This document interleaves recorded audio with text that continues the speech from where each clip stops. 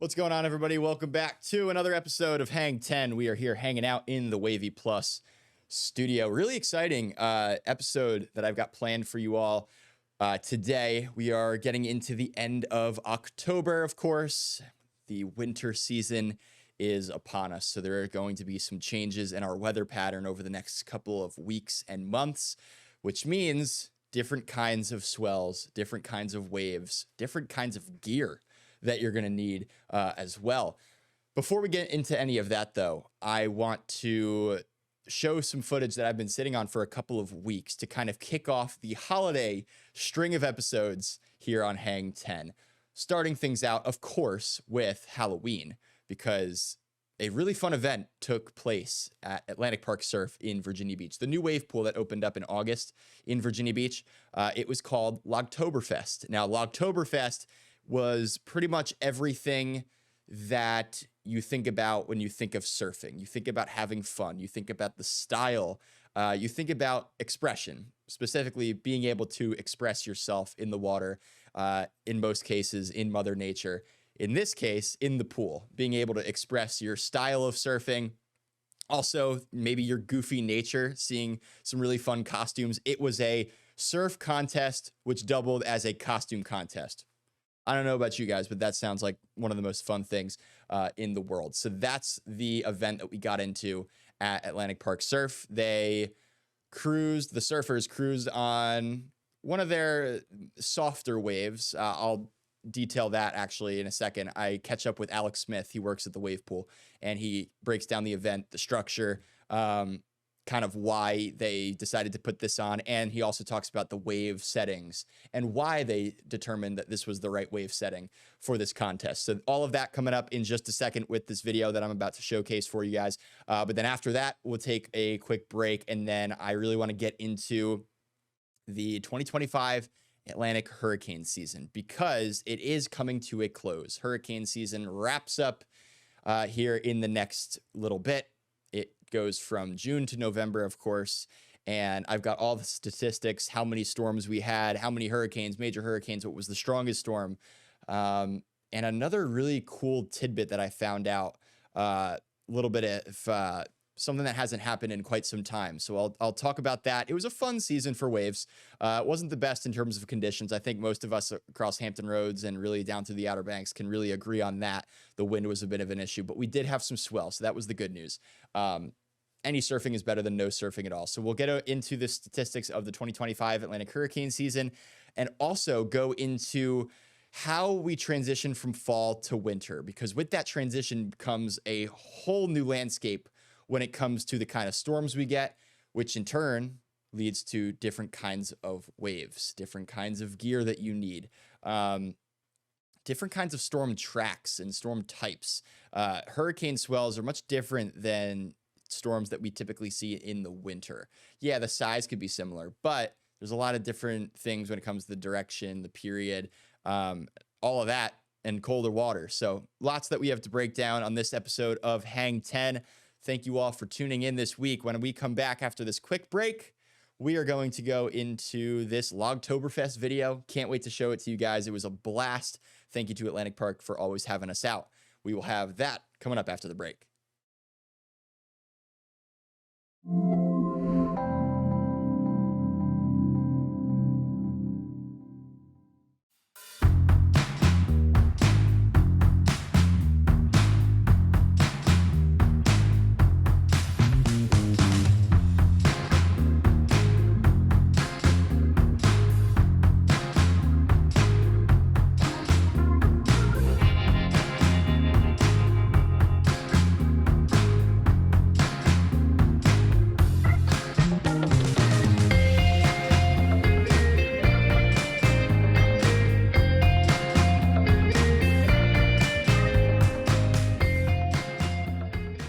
What's going on, everybody? Welcome back to another episode of Hang 10. We're here with Alex Smith. Alex, tell everybody kind of what you do here at Atlantic Park Surf, and tell everybody about the really exciting event we have to kind of bring us into the Halloween festivities. Yeah, I'm Alex Smith. I'm the marketing director here with Atlantic Park Surf, and we've got our first Logtoberfest event going on right now.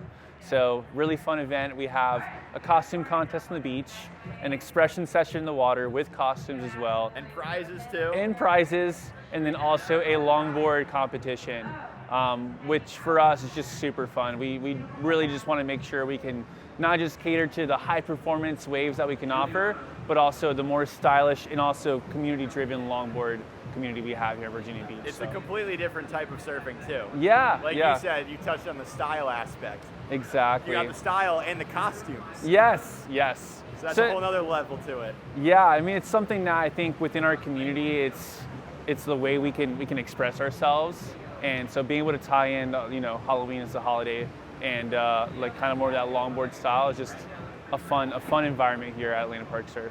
Now tell us about, we saw one of the prizes on, I think it was the guy with the skeleton costume. Yes. It's got the big gold sunbum chain. Yes. What are some of the other, I guess, events that are going to be going on?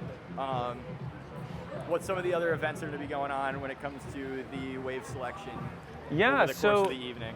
So today we'll be mainly focusing on our Malibu style wave. Yep. Just with the format, we're looking at really emphasizing on single fin surfboards, more retro style shapes, Yep. twin fins, anything that's alternative. Yep.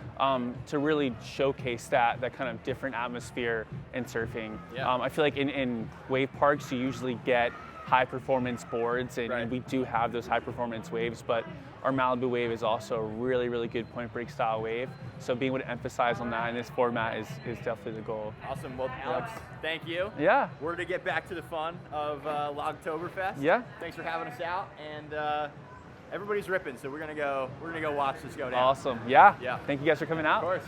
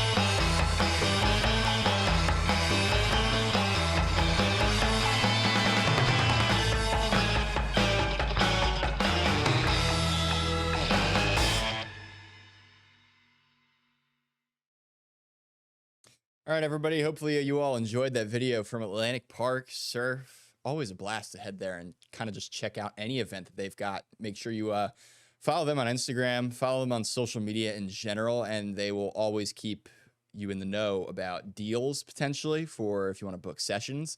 But also, if they have any cool events coming up, which I believe they do have some lined up. Tom Curran, I believe, is coming pretty soon, actually. I'm going to double check that and give you guys a date to try and do that, because a lot of people probably know who Tom Curran is if you've been, following along with the World Tour for a long time. You probably have heard of the name Tom Curran. He is an absolute legend in surfing, one of the world's greatest. Yeah, the Tom Curran Tour, December 6th.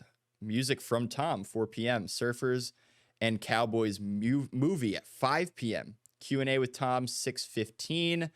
Tom Surf Demo at 7 p.m. Again, this is at Atlantic Park Surf. You can purchase tickets at atlanticparksurf.com. And it's actually the 6th and the 7th of December.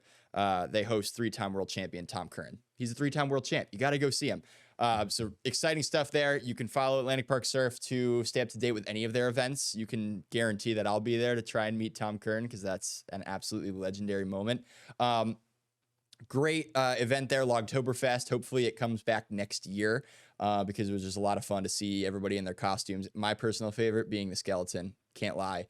That guy crushed it. And he was shredding too on that red mid-length from what it looked like. So really cool. Great surfing, great contest, and great vibes. That's what surfing is all about. When we come back after this break, we are going to get into the 2025 hurricane season, look at the stats, take a look back at the season, and also get into how things change as we go from fall into winter. So stick around. We will be right back.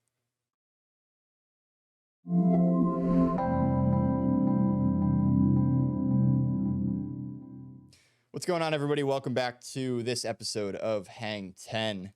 It is the end of November, and that means the hurricane season is finally coming to a close. This was a busy one for our area, even though we never had a direct hit in our region. We had, of course, outer rain bands from storms, big surf, which was sent in from storms, and a lot of problems on the beaches, more specifically down through the Outer Banks, Buxton towards Hatteras.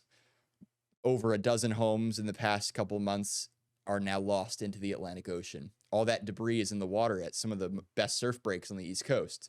If you're ever traveling down that way and trying to go for a surf session, probably stay away from those areas just because of the debris that's probably still left in the water now, a couple of weeks, even maybe a month after. You want to be safe. Better it's safe than sorry, is the phrase I like to use there. But it was a busy hurricane season. Despite the numbers and despite the, lack of direct impacts here in Hampton Roads, we certainly had our fair share of swell and our fair share of trouble with the hurricane season. So without further ado, let's get into it. The 2025 Atlantic hurricane season. The strongest storm being Melissa, which made landfall, its primary landfall, because it had a couple.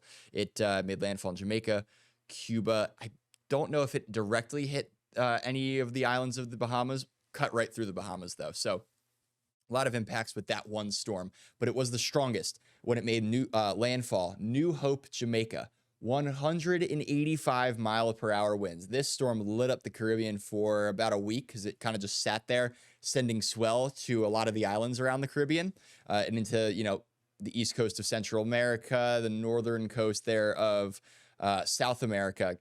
Saw a good amount of surf into some novelty locations as well, places that don't see swell at all times of the year. It takes a big storm like that to cause something of that magnitude. Melissa was all of what you would expect in a major hurricane.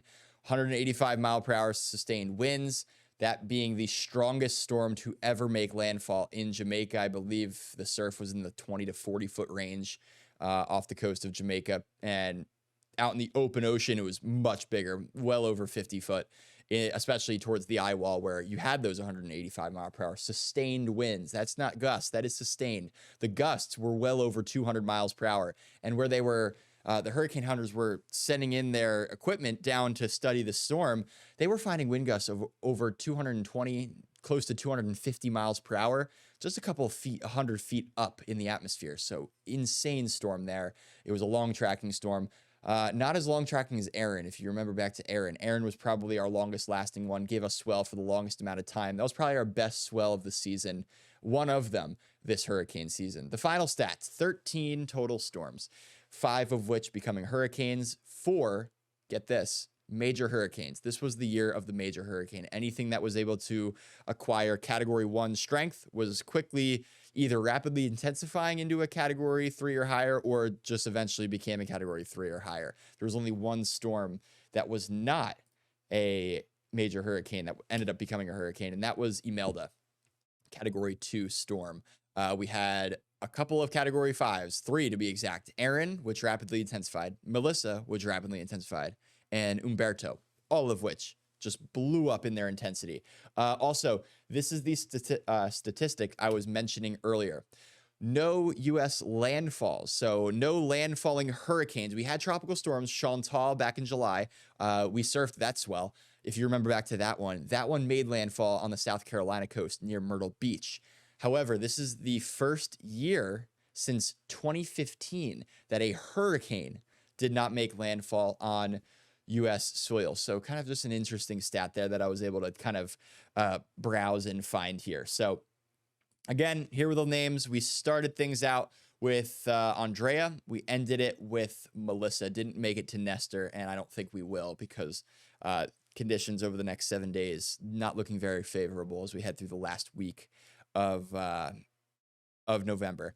Here was the forecast from the National Hurricane, or from NOAA. 13 to 18 storms. They hit the forecast on that. We were at the lower end of that scale, but we reached that 13 number. Hurricanes, we reached that too. 5, lower end of the number. Major hurricanes, we did have, I believe, what was that, 5 or 4? I think it was 4. Let me check back here. It was 1, 2, 3, 4. Yes, so 4 major hurricanes, which that number was perfectly in line with their forecast, and it was above the 30-year average. The named storms was 1 below the 30-year average. Hurricanes was 2 below. But the major hurricanes, that's the real kicker here, and we're kind of seeing that trend. A lot of these storms, a lot of these hurricanes are gaining major hurricane strength or more. Been the general trend over the last 30 years. So we're going to continue to see how that transpires. That's definitely a scary kind of number to look at here. Here are the storm tracks. We'll break them down here. Remember, Chantal made an impact on the South Carolina coast. We had Aaron, which was our longest lasting storm, one of our best swells that lasted a couple of days and gave us indirect impacts. We had some gusty winds, some showers, and beach erosion and overwash on the Outer Banks. And then, of course, Melissa. Melissa was just an absolutely colossal system. Really impressive imagery being seen from inside the storm itself, the hurricane hunters. And then look at this satellite image when it made landfall in New Hope in Jamaica. Just a textbook example of a hurricane. Now, what can we expect moving forward? In the next couple of weeks, we start to see the jet stream shift to the south. That allows for these big mid-latitude cyclones to swing further to the south, gain energy off the Gulf and off the moisture of the Atlantic. Cold air can start to push south and collide more with these warm air masses over the Gulf and over the Atlantic. That means stronger mid-latitude low-pressure systems, not tropical systems, low-pressure mid-latitude systems. They swing off of our coastline when the jet stream is able to dip this far south. And if we get storm tracks that are south of our area, they can swing off the coast and generate short-period swell. That's because the low is closer to our area. If we're closer to the source, we're going to get shorter period swell. So waves kind of more consistent in a swell, happening one after the next after the next.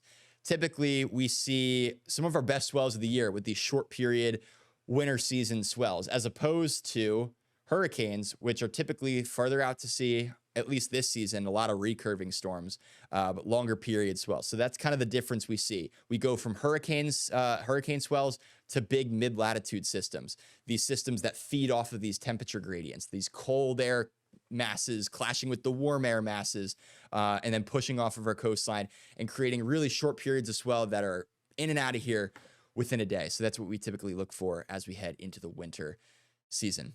Thank you all for joining me on this episode of Hang 10. Coming up in the episodes to come, we always see swell around the holiday season. So hopefully some more missions to get some waves in the future. And yeah, thanks for hanging out with me on this episode of Hang 10. We'll see you back next week.